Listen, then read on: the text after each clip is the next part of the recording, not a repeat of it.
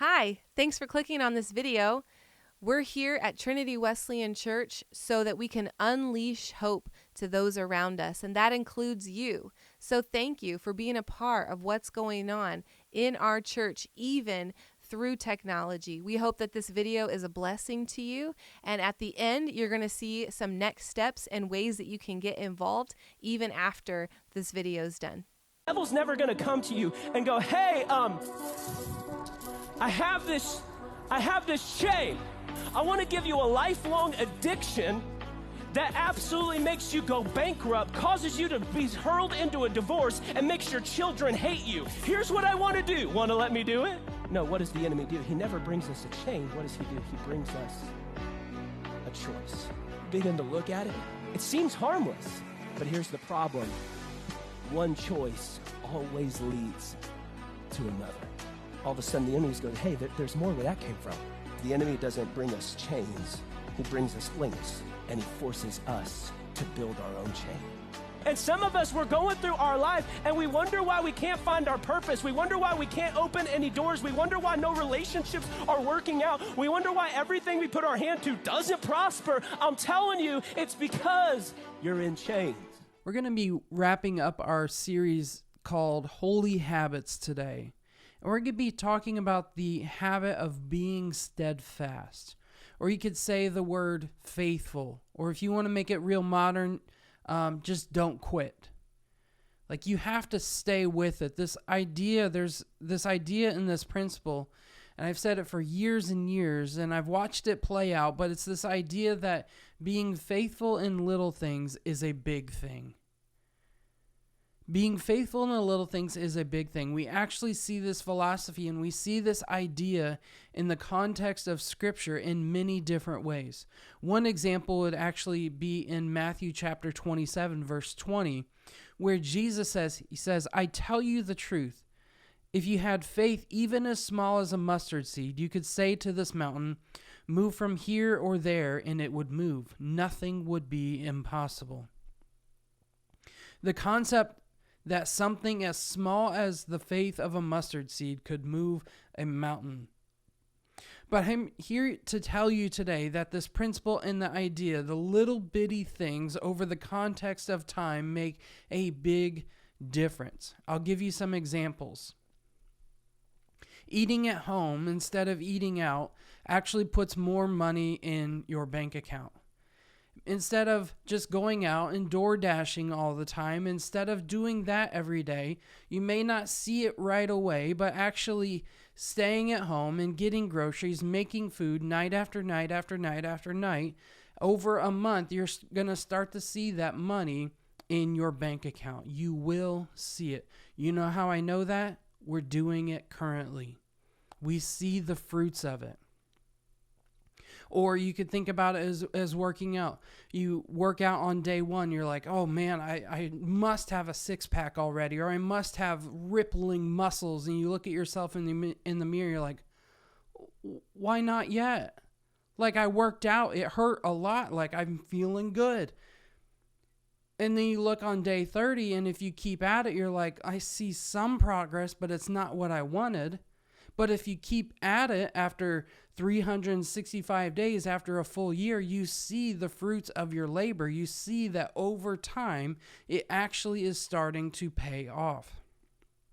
Or if you cut back on unnecessary expenses and you start building savings instead of actually spending money on things I don't need, instead of just spending on Amazon just willy-nilly, and making sure that I actually need something instead of just spending it, that I'm actually making sure that I need it, or that I can do it smarter, doing it more creative, and build savings over time. Something Jen and I have been doing lately is how can we save money? Instead of buying a package of shredded cheese, we're shredding it ourselves, and we're saving money. And that is putting a little bit of money over time back into our accounts. Or you stop putting off that one task that you've been meaning to do for a long time, and it just feels good. It's little, but it feels good. And when you stop putting off those little tasks, you start to feel good and you start to do bigger things. And those little tasks, you start to have this responsibility that over time you're building a habit of responsibility and being faithful in the little things. You're building a habit of responsibility in the big things. Because what comes easy in life doesn't come with reward. Being faithful in the little things is a really, really big thing. But we want to stop before we get into this today and acknowledge that it can be difficult when you're in it, when you're in the thick of it, when you're in the race. And quite honestly, a lot of times you just want to quit. When you're on day 14 and you're just like, I just want to give up. I'm over it. I've done enough. I've had enough. I'm done. Started my gym membership January 1st, and it's January 15th. I've done enough. I've eaten pretty good. I've done enough. Or I've walked by the sweets table too many times. I've thrown out that thing. I've walked past it. I've turned off the computer. You've given up on that relationship. And you're like, maybe it's enough time that's passed by, or you're done saving and you're like, oh, Amazon Prime Day. You're like, maybe I should treat myself, which most people are starting to realize is a scam now and doesn't actually save you money. And you're just like clickety, clickety, click, and you're getting stuff in a day and a half. And you just keep saving what you're thinking, but you're spending more and more money, and it's hard in the middle of it. Maybe for you, it's the idea of, I'm going to give up on my marriage. And many, many times people do this. People give up on their marriage. They give up on something very, very important, or maybe give up on their kids. But being faithful in the little things is a really big thing.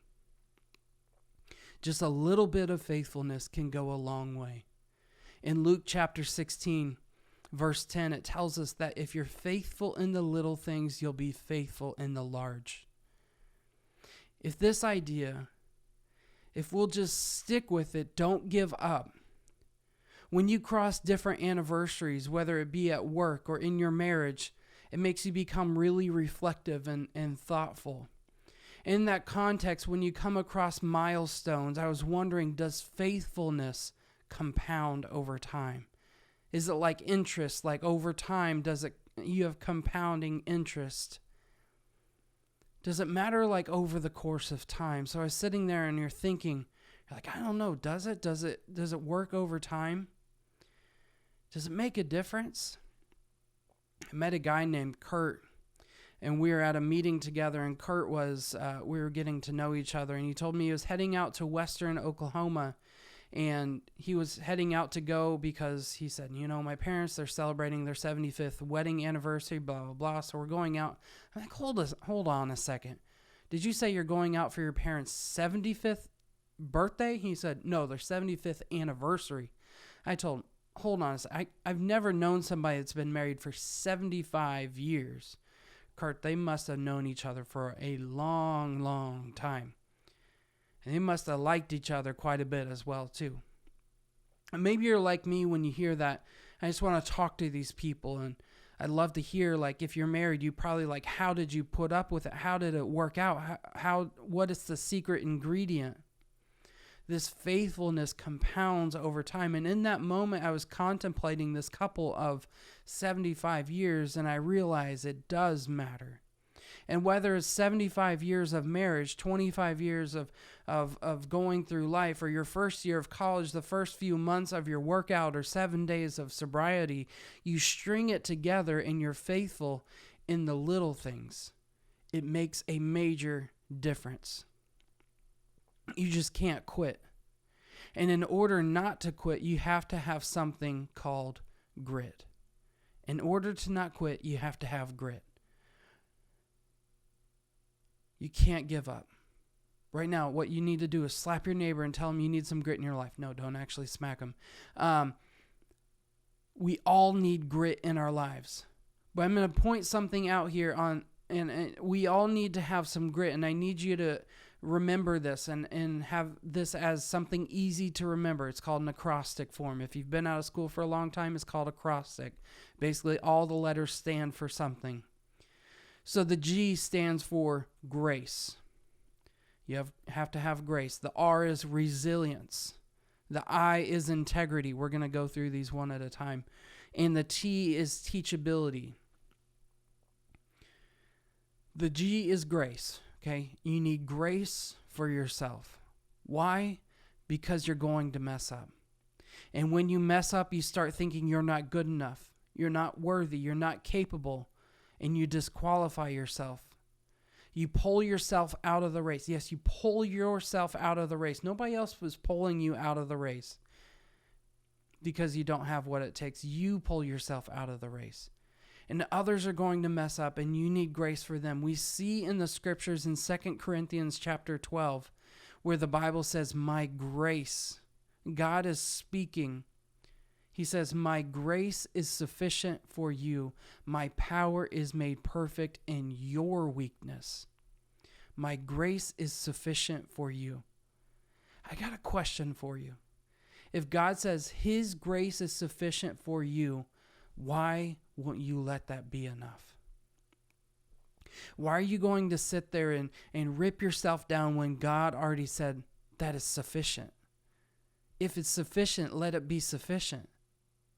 Don't quit because you're going to make mistakes. A pastor once told a story about his mistakes. He says, I made just one back this Christmas. I was traveling with like 6 teenagers and a 5-year-old, and that was the first mistake. The next one was this. It was getting close to dinner time, and you ever seen a hungry 5-year-old? The answer is no, because they get hangry, not hungry. And it becomes a real problem because they turn into Tasmanian devils. It's unbelievable. Have you ever seen teenagers hungry? They become a horde of locusts in biblical proportion, eating literally everything in front of them. I was worried my mom would have no food left by the time this happened. So what do? I need to solve a meal problem real quick. I go to the Chick-fil-A app. That's what I do. So I pull it up, said, hey, I'm going to order Chick-fil-A. And then a few people wanted Panda Express, and there was a Panda Express close by. And I told my oldest daughter, Grace, she's 22. I'm like, hey, you need to get on your phone and order some Panda Express. You want Panda? Go over there. You want Chick-fil-A? Come to me. So Grace starts to order. I'm like, Grace, listen, make sure it's the right restaurant, please. She's like, okay, it's 0.8 miles on 287. I said, okay, that's the one. She's like, great. So she orders. I get mine. I run over to Chick-fil-A. It was so cool. They had a QR code. I just scan it, and I'm going through the drive-thru, get on my wheels on my car, going through. I don't even know if I really stopped. As I get to the front, the guy hands me the food, the drinks, and we just kind of running along. He even told me it was his pleasure to give it to me. It's amazing. Get all done with that. I go over to Panda Express. I go in, look at the shelves. In the mobile order shelves, ain't no order there. I'm like, oh gosh, here we go. So I go over to the front, and there's this guy. His name's Clyde. I knew it because it said it right on his shirt. Clyde, how are you doing? He's like, I'm good. How are you, sir? I said, I'm good. I did a mobile order, but there ain't no mobile order. Got a bunch of hangry teenagers back at the house, and I need you to help me solve my problem. He goes, okay, well, what's your name? Sam Roberts. He's like, well, I don't see it. I'm like, uh-oh, how about Grace Roberts? She put the order in. No, sir, I don't see a Grace Roberts. How about Jamie Roberts? That's my wife. He's like, no Roberts at all. I'm like, Clyde, this is going to get really ugly. If I go back to the house with no Panda Express, this is going to be really, really bad. I told her I was coming to the right restaurant, and he's like, well, okay. He goes, I tell you what, do you remember the order? I go, Clyde, honestly, I don't remember because Grace was taking the order. I don't really remember, and I remember what I want. He goes, well, great. I'll tell you what, we'll make it right here for you. No problem. He goes, be quite honest, because the franchise owner owns a couple, so she probably put in the wrong restaurant. Okay, cool. So I'm going to call Grace and ask what she put in. We'll put it in the right one. So I dial Grace's number. I'm waiting on it to come. She goes, well, sir, what was your order at least? And then she's, we'll get that started for you. We'll make it. And I said, all right. I wanted the orange chicken, teriyaki chicken, chow mein. Now, when I said this, the people started to stack up behind me because I'd been there a minute, and they just look at me, and then Clyde's like, and the other lady who was right there behind me doing the thing, like she looks like the whole restaurant went silent. Even the cook in the back, like they looked through the little thing, like what in the world is going on? At the same time, Grace picks up the phone. She's like, "Hello?" I'm like, hold on. I'm like, "What's up?" And Clyde looks right at me, and he goes, "Sir, this is Jack in the Box." And something that stupid happens to me, I just make more fun of myself. I was like, well, by golly, Clyde, I look at his shirt and it does say Jack in the Box right above your name, don't it? I turn to the mad lady behind me. Not a lick of chow mein in this store. This is burgers and fries. I have to go tell everybody, and I left. You ever done something so stupid? But you have to have grace for yourself. You have to have grace for yourself and let God's grace be sufficient for you. The G is grace. The R is resilience.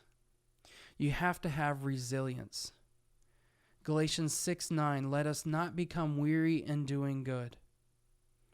How many of us know that it can be weary to do good all the time? It can be weary sometimes to do good at the proper time. That's not my time. It's not your time, but the proper time. What are we going to do? We're going to reap a harvest if we do not give up. You can't give up. There's a story about a donkey that fell into a hole. And some guys walked by and they looked down there and they're like, there's no way we can get this donkey out of this hole. But we might as well make it short and sweet for him. We'll bury him alive. So they start taking shovels full of dirt and they throw it down on this donkey, and the dirt hit the donkey and he would shake it off and he would step up, and they would throw some more dirt and he would shake it off and he would step it up. This donkey had the spirit of Taylor Swift. He would shake it off and he would step up and shake it off and step up. And eventually over time, maybe it wasn't the 10th shovel or the 100th shovel or the 10,000th, but he would shake it off and he steps up. But eventually over time, the pit got shallower and shallower until the day he could just walk out of the pit. But you have to shake it off and you have to step up. Use the dirt that was meant to bury you and step up on it to get out. You have to stay resilient. And you'll stay resilient and not become weary in doing good at the proper time. If you do that, you'll reap a harvest if you don't give up. The I stands for integrity. If you don't have integrity, nothing else matters. It's that simple. Now, you're smart people. I don't need to get into this for you. You've been told this since you were a little kid. You eat the cookie, tell the truth. Did you eat it? All you have to do is let your yes be yes, or your no be no, to live a life that is consistent no matter who you're talking to tell the truth. Because if you have integrity, nothing else matters. And if you don't have it, nothing else matters. It's that simple. And the last letter is teachability. Proverbs 9:9, it says, instruct the wise and they will be even wiser. Teach the righteous and they will learn even more. I ask a lot of questions, and then I do what they talk about. I also have a lot of friends or other people in my life who have made bad mistakes, and guess what I do? I ask them a lot of questions, found out what they did and not do what they did. When they told me they went on a trail and off a cliff, I just believe them. I don't go off the cliff. I don't need to walk it to find out. And I realized years and years later, that's what wisdom is. When you can remain teachable and understand from other people, like I've been married for 11 years, that doesn't mean I haven't been learning throughout my life what other marriages have done and failed, and other marriages have done and done well. I've been a parent for almost 8 years, and as much as their ages have varied, that doesn't mean I know every single thing. Their talents vary, their gifts vary, their personalities vary. It would be silly for me to think I can't learn from another parent of one child that has a 2-year-old. I've been a pastor for 11 years. I've seen a lot. I've been through a lot, but it'd be insane for me to think that I couldn't learn from an intern that's been around for 3 months, because I couldn't have gotten here if I wasn't faithful there and learned along the way. How does teachability take you out? I'm going to make it very practical. When you decide that you know everything about a given topic and nobody can teach you, pride enters the room. You don't listen. And the Bible has a scripture that talks about this in 1 Corinthians verse 10. Paul writes, it says, if you think you're standing strong, oh, you better be careful not to fall. Again, in Proverbs, we see that pride comes before the fall. Here's the problem. When you don't become teachable, you're no longer teachable, you won't listen, you become prideful. You fall, and that fall in your mind will disqualify you from whatever, because you don't have the grace. You won't let God's grace be sufficient for you. You lack the resilience. You didn't have the integrity. You don't have the teachability, so now you're taken out. That's how not being teachable becomes the problem. So how do we combat that? We always stay in a posture of learning from other people, asking questions, being humble in heart. Does faithfulness compound? The answer is yes. What I know at age 33 with 11 years of experience is different than age 22 with 3 months of experience. And that faithfulness compounds over time. And it does the same thing in your life when you have the grit not to quit.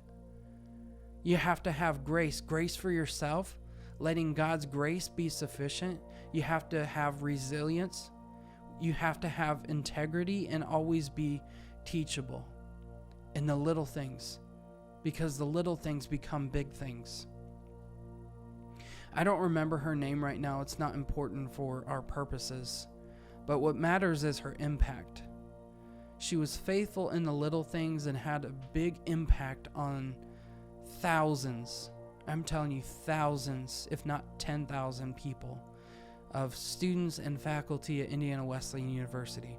What was she? What did she do? How did she impact students and faculty? Ready? She did her job extremely well. That's it. Not just well, but above and beyond. Was she a professor? Was she a counselor? No, even better. She was a card swiper in the cafeteria. Oh, a card swiper. Yeah. Imagine walking out of a test and it just crushed your spirit, and you're a walking zombie. You just walk in, you see this older black lady with the most beautiful personality, and she takes your ID and goes, "Happy Friday, sugar." And it, for most people, became the thing that lifted their spirits after a really difficult week. Most employees just would have coasted, taken their IDs, swipe, beep, IDs, swipe, beep. She went above and beyond to make a difference in the lives of students and faculty every single day. It wasn't just Fridays, but she always had some fun catchphrase that always made your day better. She was faithful in the little things as much as you can be with just swiping IDs to let people into the cafeteria, and it became her big thing. Her impact could change someone's whole day around. For you, it doesn't matter where you are, what your job is, how much you make, what skills you have or don't have. God has you in a place to be faithful in the little things. When you are faithful in the little things, He'll give you more to be faithful in and responsible in. I wouldn't give my kids the responsibility to cook a Thanksgiving dinner if I hadn't taught them how to use the microwave yet. There's safety in the little things, but there is reward in the big things. So for you, whatever your journey is that God has you on, don't quit. Find that grit inside of you, the grace for God, God's grace to be sufficient for you. If you have resilience, if you'd have resilience, be a person of integrity and always be teachable. That I pray for you that you get something far greater than your name being chanted by a crowd. I pray that you get the greatest gift, which would be a hug from Jesus when you come into heaven and he looks at you and says, "Well done, my good and faithful servant." We'll see you next week.